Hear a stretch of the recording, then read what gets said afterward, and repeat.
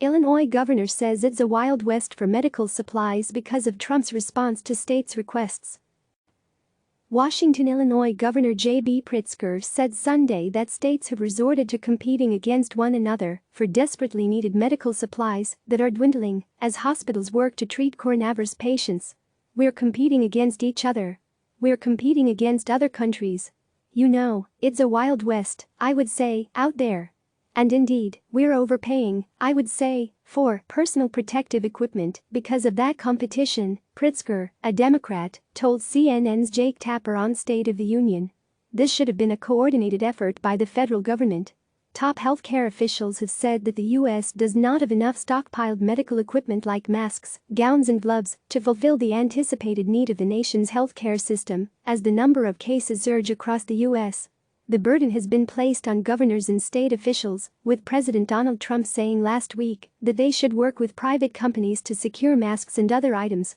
Days later, the president said the federal government had procured millions of masks and would be distributing them directly to the states, but officials so far have not provided details on the specific supplies or amount sent. Meanwhile, dentists and other businesses have been donating equipment and supplies to hospitals that are reporting shortages while treating coronavirus patients.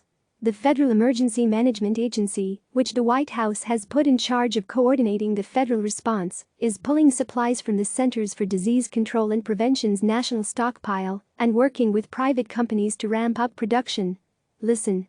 The coronavirus Fact vs. Fiction podcast. FEMA Administrator Peter Gaynor said in an interview earlier Sunday on the same program that if state officials find needed items on the market, they should purchase them and the agency would pay them back later. "The demand on these critical items is not only nationally, it's globally," Gaynor said. "So, we've been shipping. We ship today, we're going to ship tomorrow.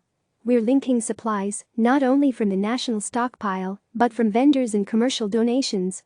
And it's just not about the federal government buying it. It's also about those hospitals and other facilities, governors, that, if you find it on the market, go ahead and buy it. FEMA will reimburse you for it." Pritzker told Tapper that although it's helpful having FEMA as the central repository for everything that we need, and that his state has received some requested supplies from the agency, it's a fraction of what has been requested so far. "So we're out on the open market, competing for these items that we so badly need, and we're succeeding in some ways," he said. "But we still need more. So I've got people on the phones, working the phones, calling across the world, frankly, to get this stuff shipped to Illinois." As of Sunday morning, there are at least 26,039 known cases of the novel coronavirus in the U.S., and more than 300 deaths from the disease caused by the virus, according to a tally by CNN. CNN's Kristen Holmes contributed to this report. Click subscribe to receive the latest news.